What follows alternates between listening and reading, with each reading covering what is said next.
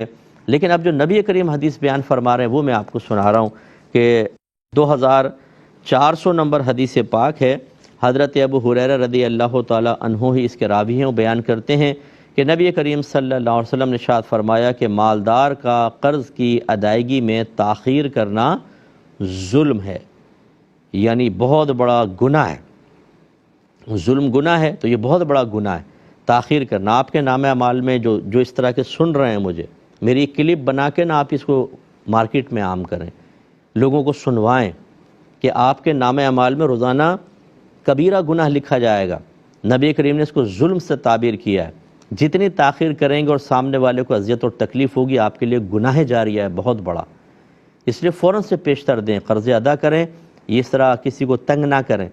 اور جیسے میں نے آپ کو سمجھایا کہ اگر اس نے قرضہ کچھ عرصے پہلے دیا تو ذرا اس کا ڈیفرنس تو دیکھیں کرنسی کا، کہ ویلیو کے اندر کتنا ڈیفرنس پیدا ہوا ہے۔ تھوڑا بہت تو اس کو زیادہ دے دیں تاکہ بیچارے کے آنسو پوچھیں۔ جیسے میں نے آپ کو عرض کیا کہ ہمارے جو پیچھے ایک فیملی ہوتی ہے، پوری ہر شخص کے پیچھے ایک فیملی ہوتی ہے، اور وہ اپنی فیملی کا پیٹ کاٹ کے اپنی ضرورتیں روک کر آپ کو مدد فراہم کرتا ہے، اور پھر آپ جواب میں اس کو تنگ کرتے ہیں تو پوری فیملی ڈسٹرب ہوتی ہے۔ اور بعض اوقات ہم نے جیسے دیکھا ہے، آپ بھی اسی معاشرے کا حصہ ہیں کہ بیچارہ سرپرست وہاں کی اذیت علیحدہ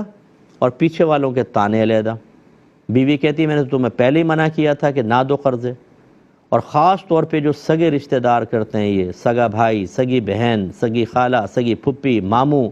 یہ قرض دبا دبا کر بیٹھے ہوئے، اور رشتے بھی اتنے نازک ہوتے ہیں کہ سامنے والا بیچارہ مانگ نہیں سکتا، کہ مانگیں گے تو خواہ ناراضگیاں پیدا ہوں گی۔ لیکن معذرت کے ساتھ میں لفظ کہہ رہا ہوں، مجھے خود ہی خیال آ رہا ہے، لیکن ہمیں شرم نہیں آتی ہے کہ ہم اپنے رشتوں سے بلیک میل کر رہے ہوتے ہیں سامنے والے کو۔ اگر اللہ نے آپ کو کوئی رشتہ ایسا دے دیا ہے کہ سامنے والا اس مروت میں خاموش ہے، تو اس کا مطلب ہے اس کو رشتے کو ڈھال بنا کے اس کو کچلتے چلے جاؤ، اس بیچارے کی چٹنی بنا دو، وہ بیچارہ مروت میں خاموش رہے، اور جب وہ مانگنے لگے تم کہو تم ماموں سے مانگ رہے ہو، یار تمہیں شرم نہیں آتی ہے؟ واہ سبحان اللہ، ماموں کو کچھ بھی حیا نہیں ہے کہ وہ بیچارے بھانجے کا اتنے عرصے سے پیسہ دبا کر بیٹھا ہوا ہے، لیکن بھانجا مانگے تو شرم اور حیا کا درس شروع کر دے۔ غلط چیز ہے، ہماری باتوں کا برا نہیں مانیے گا، لیکن خود آپ کے ساتھ ہو تو کیا ہوگا؟ اس لیے فوراً سے پیشتر قرض ادا کریں، اور نہیں کریں گے تو آپ کے نبی نے، میں نہیں کہہ رہا ہوں، آپ کے نبی نے فرمایا آپ گناہ کر رہے ہیں، آپ ظلم کر رہے ہیں، آخرت میں آپ کی گرفت ہوگی۔ اس پر بھی آپ کو توبہ کرنی ہوگی، سامنے والے سے معافی مانگنی ہوگی جتنی آپ تاخیر کریں گے، کیونکہ یہ حقوق العباد کا معاملہ ہے۔